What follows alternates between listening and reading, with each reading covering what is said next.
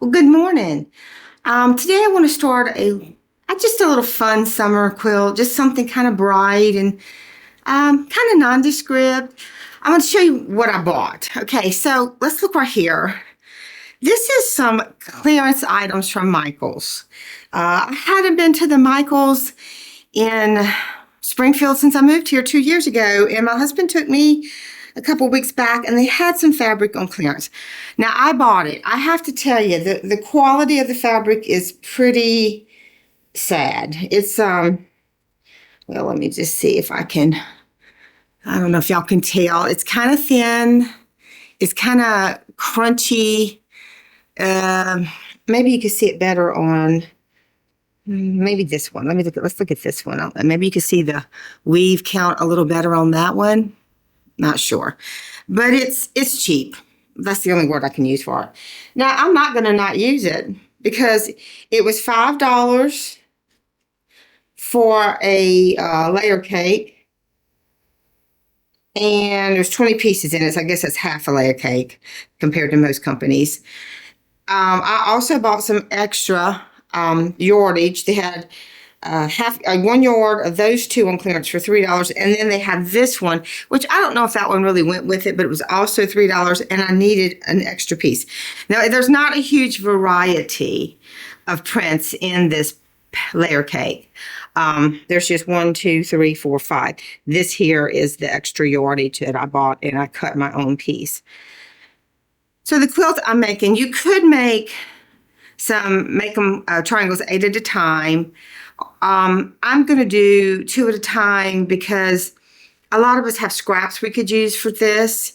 A lot of us don't have layer cakes we're going to be cutting down. We may have a charm pack that we're using for this, or we might just be cutting our own 5-inch squares of whatever we want to if you want to participate. So I'm just going to show you what I did if you would happen to have a layer cake and you would want to cut it down. So let's just pull it out of here. To get started, what we're going to need to do is grab some of these pieces of the layer cake. I'm just going to grab what I want to cut. This one is cut a little smaller. I used my Missouri Quilt Store 10-inch ruler. It easily cuts your yardage into layer cakes. Most rulers come 9.5 or 12 or 12 and a half. They don't really come 10. So if you need a 10-inch ruler, I have it upside down. The Missouri Quilt Store 10-inch ruler is great for cutting layer cakes out of your own fabric. Also from them, I bought the 5-inch. It's 5 by 15. This is also awesome to cut down your layer cakes into 5-inch squares. Okay, so I'm going to need one of these. But I'm going to put that on top because it's a little smaller. These are oversized, the ones that came from Michaels. I'm going to need one of each fabric.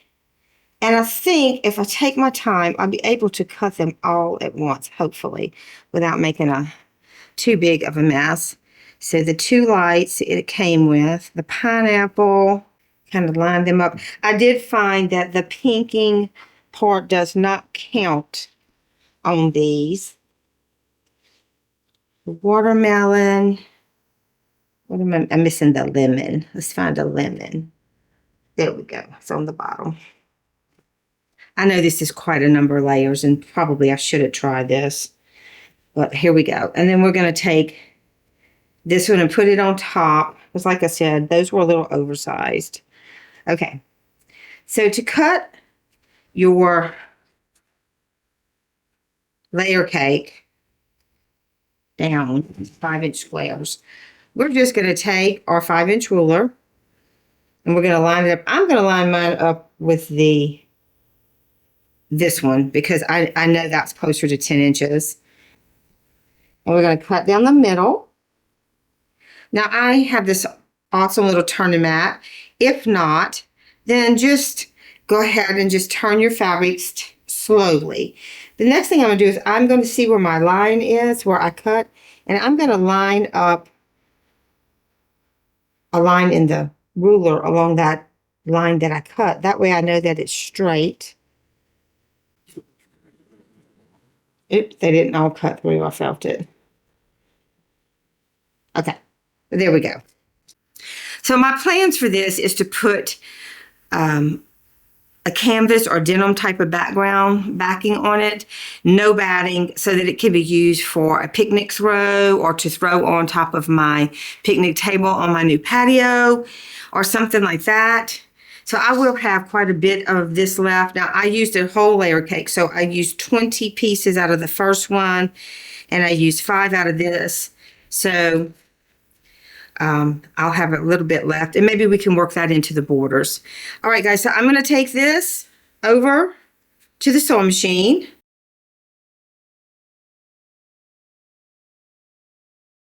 Okay, so to begin with, we are going to mark the lines on the fabrics we need to make our half square triangles. I've just been using the fruit ones. So I'm just going to continue with that.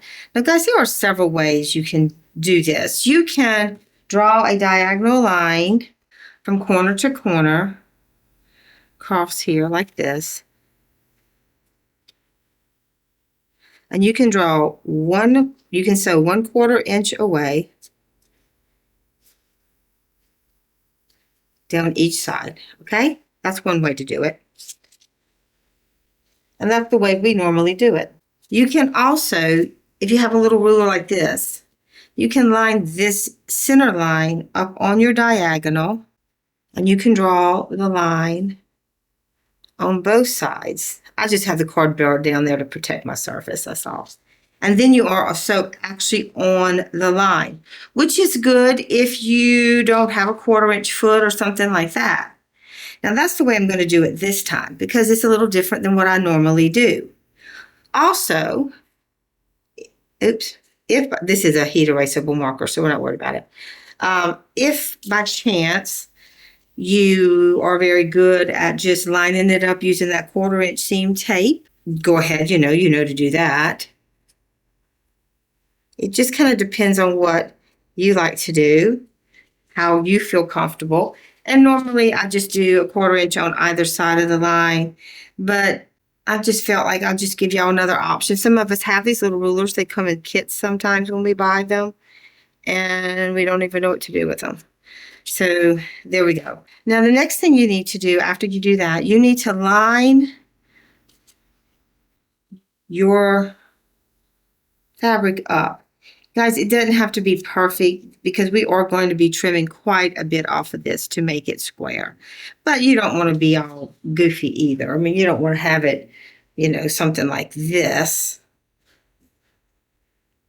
where it's just completely off. I mean, that's not what I'm talking about. But when you put it on top here, if there's a little edge that's not matching, you don't have to worry about that. It's going to be just fine. Because we're going to cut these down to 4-inch blocks. So we got quite a bit of extra space here. Now you could probably get a 4.5 out of this, maybe, I don't know. Or you might want to cut your blocks smaller if you was making a different size. This is just what I'm doing because even though it wasn't charm packs, it feels like it could have just been a charm pack. Okay, by cutting that layer cake down. So I'm just going to come here and I'm just going to line it up with that center line. I have this foot on my sewing machine and it's got this little center bar in it. I think it's some kind of button foot. I don't know. I don't care about that. It just works really good for me sewing straight lines.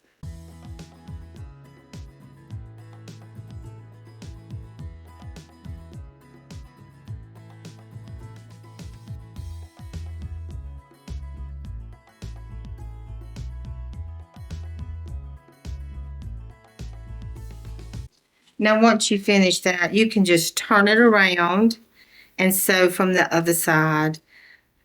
If you've watched me any amount of time, y'all know I don't do good doing that. So I always have to cut mine apart. I don't know why. I don't know. My spacing must not be right.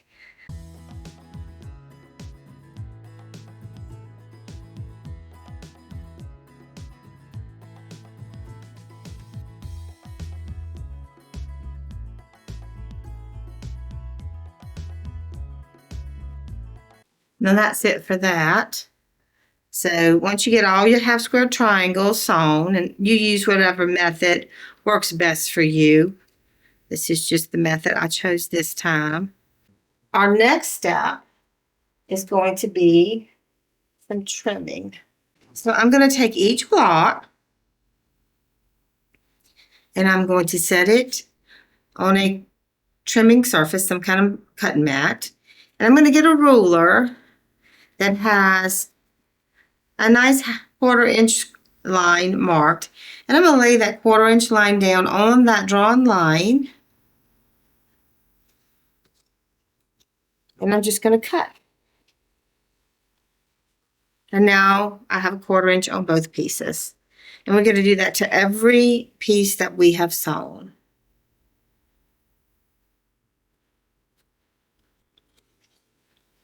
Okay, so that's those 4 cut apart. So I'm through with this ruler. Now I'm going to get my Clearly Perfect Slotted Trimmer Bee.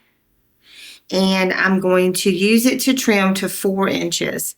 Now, you know, you can do it many different ways. You can go ahead and press these open. I'm pressing all mine toward the fruit fabric. That's what I've chosen to do.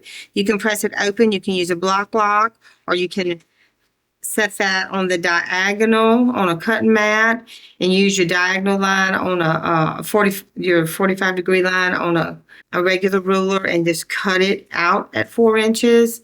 But this time I'm just going to use this. If you would like to see me do it in some other manner, you can check out some of my other videos where I have done that. And I'm just going to trim it on both sides. And this is kind of weird to cut like this. I may have to stand up to do that. Okay.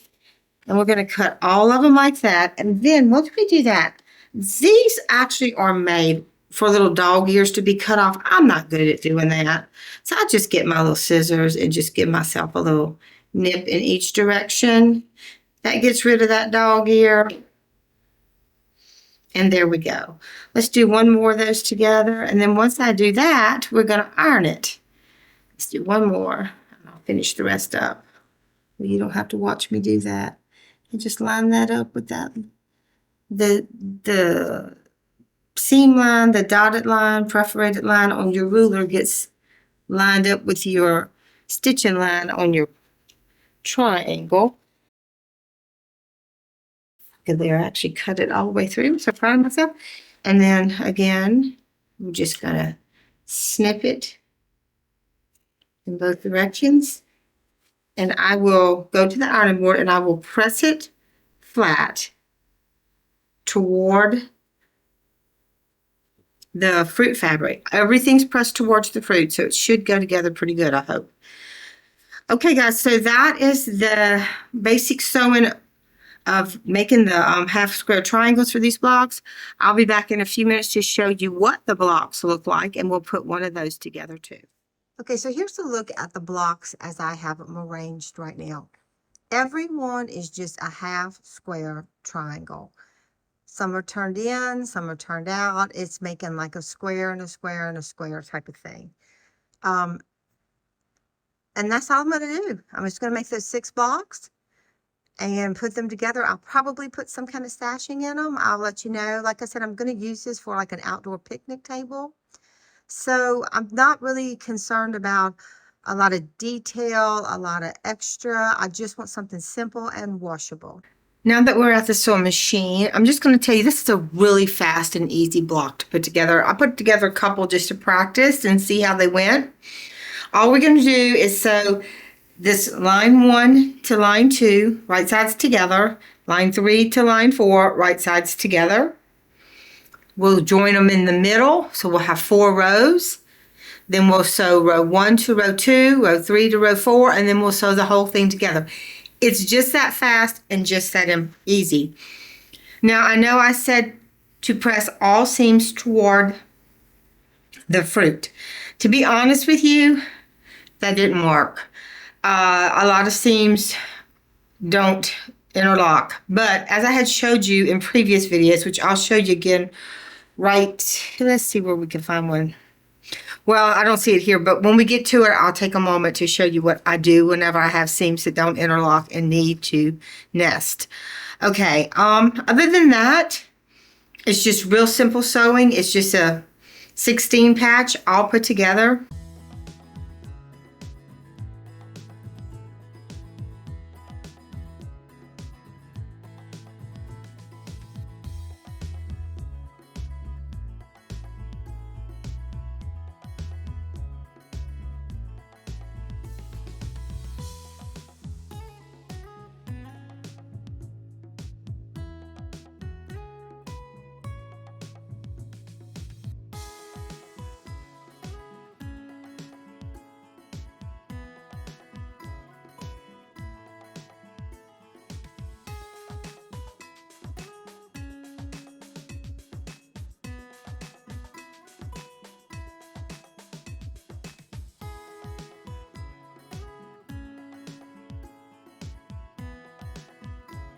Okay, let's come in here a minute. So as you can see, the seam allowance is going the same direction. I can see it better against that in both of them. So what I do is I put my seams together. I check my bottom or whatever I'm checking. Then I come along here with my fingernail and I kind of rub in that groove. And that gives it a little lock there. And that's usually what I do. And it seems to work out pretty good.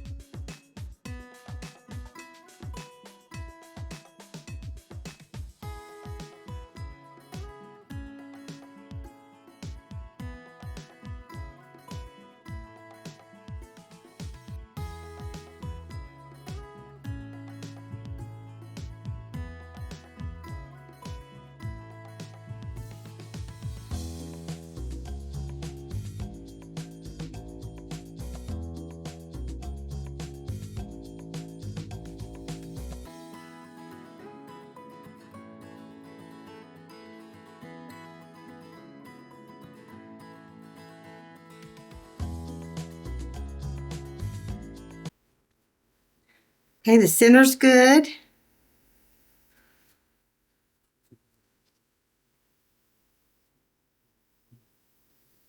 That all came out very well, and I'm well pleased with that.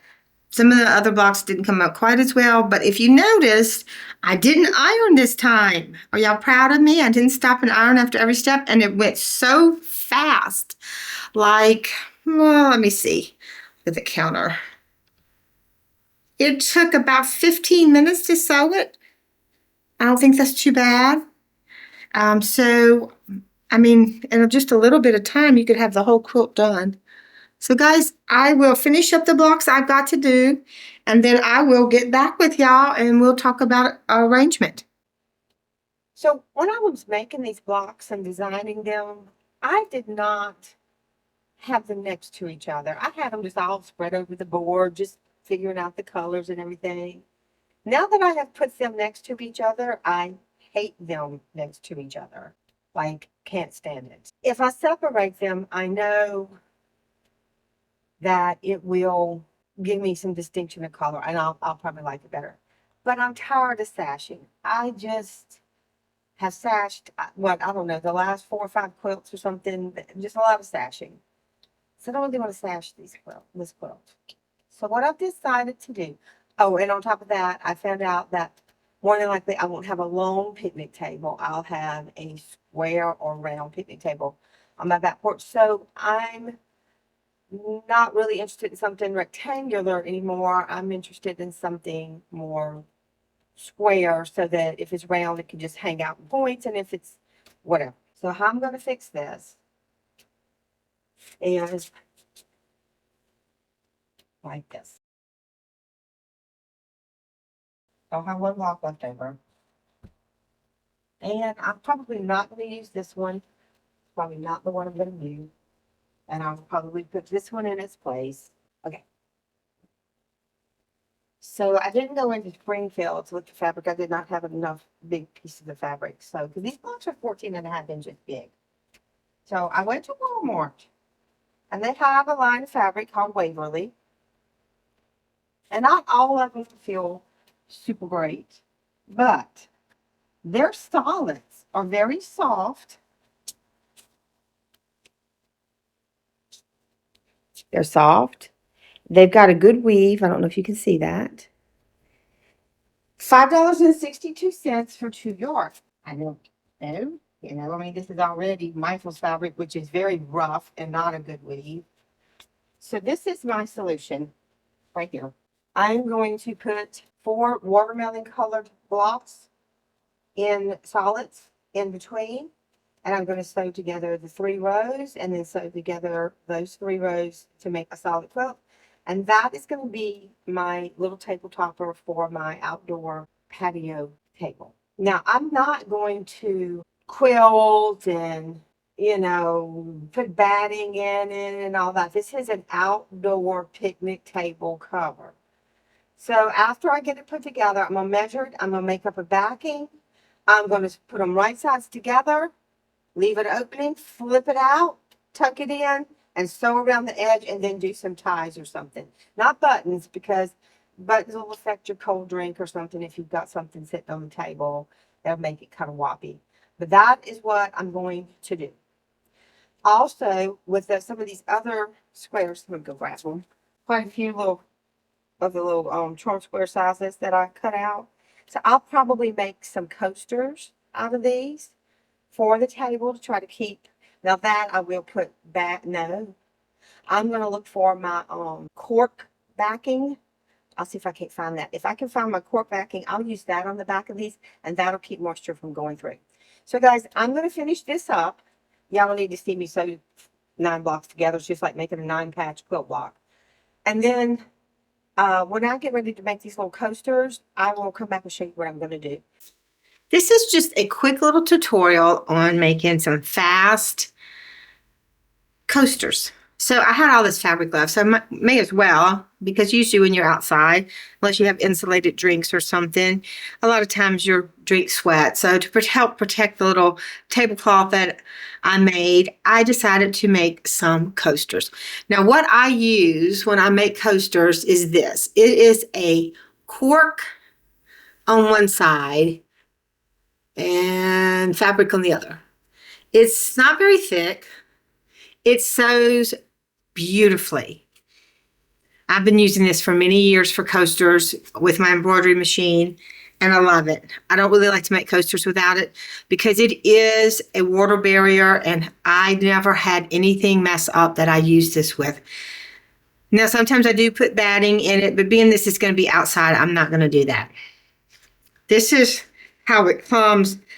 I've bought it many different places. You can usually get this at a quilt shop. You can get it off of Amazon. I think I got this off of Etsy, but I don't know the store because I bought this at least 3 to 4 years ago when I lived in Texas. Is when I ordered this one, and I still got a bit left.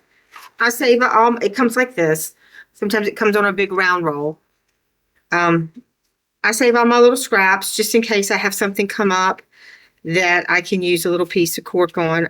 I don't throw them away. This is not cheap. I can't remember the price, but I'll tell you now it's not cheap. But it's worth it to me because it doesn't ruin my furniture and it's easy to sew with. So let me set that aside. So all I did was run a pinking rotary cutter blade around the edge of 6 pieces of fabric. I cut these at 4.5 inches. If you don't happen to have a pinking rotary cutter blade, you could use a pinking shear, or you can just make a straight edge. That's up to you. The next thing I did was I cut these at 4.5. And I just simply folded it in half, like that. And I just made myself a little curve. Everyone is probably a little different. Okay, once I did that, I took this corner, folded it up to this corner, just so they would sort of match, and cut around it. Then I took this corner, folded it up,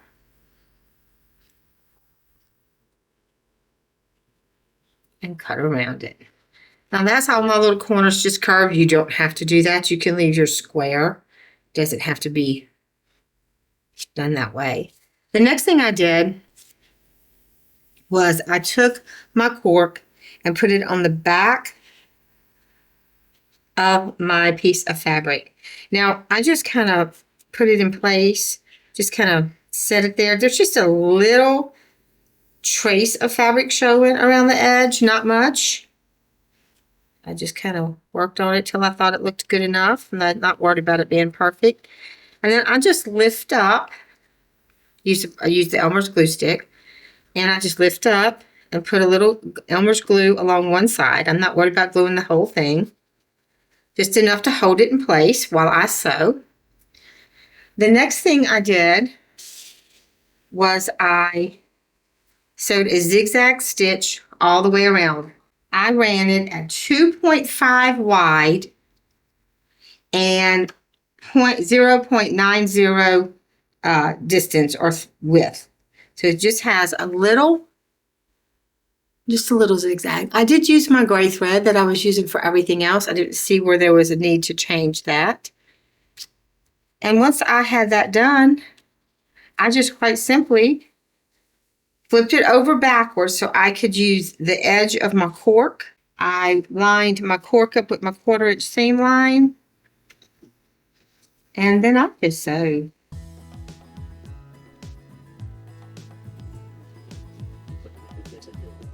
And I just kind of kept it at a 1/4 inch here.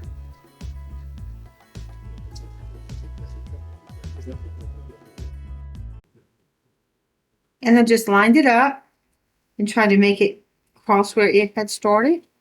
Over stitched a few stitches. And it's not so necessarily pretty right there. I just trimmed those threads right on out the way. I wasn't really concerned about it being perfect.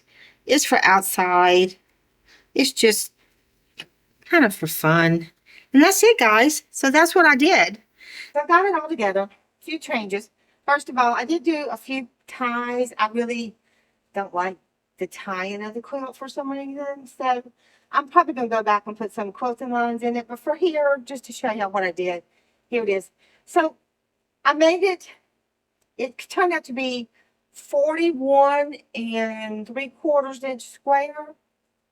And that's a good size. So if I use a round table, it can hang out on points. If I use a square table, I can hang it out on points. It really don't matter. If I use a longer table, it can still go down the middle and hang on the sides a little bit. I just think it'd be nice to add that little bit of color, if entertaining, on the back porch this summer when we get a table, that is. What I did for the binding, I did put a binding on it because I got to thinking, if I just turn it inside out, I might need a heavier edge being outside like that. So I made a full 2.5 inch binding. I wish I'd have made it smaller, but that's what I made. And I wasn't cutting it down. I ended up folding it. Probably can see here where it is on the edge. And then I just folded it over and stitched right along the edge here. The corners I just tucked in. And it's not fancy. It's just simple because, like I said, it's going on that porch. It doesn't have to be all that. And then again, here's all the little coasters finished. And I think those will look cute sitting on here. Just a little summer project for your back porch or whatever. I mean, if you put that, I don't have any batting. There's no batting in this. But if you put batting or something in it, you could use it for anywhere. Just have fun. I do love the colors now that I've got them separated from one another. it was just too much together because of the way I put the blocks together. But the blocks themselves all have square triangles. There's four in the middle, and then whatever was on the outside of the middle one is on the inside of the ones along the edge, and then vice versa. So it's just a matter of arranging them. And hand square triangles are endless in the ways that you can arrange them. You could just play and play and play all day long and just keep coming up with different quilt combinations for a half square triangle. It's a fabulous block to play with. So guys, that's it for this week. Remember to always be yourself. And please be safe. And if you haven't subscribed yet and you're watching, please hit the subscribe button. And if you're watching, I so appreciate you watching. You can comment below. If you have any ideas you'd like me to try, comment below. If you have questions about something, comment below.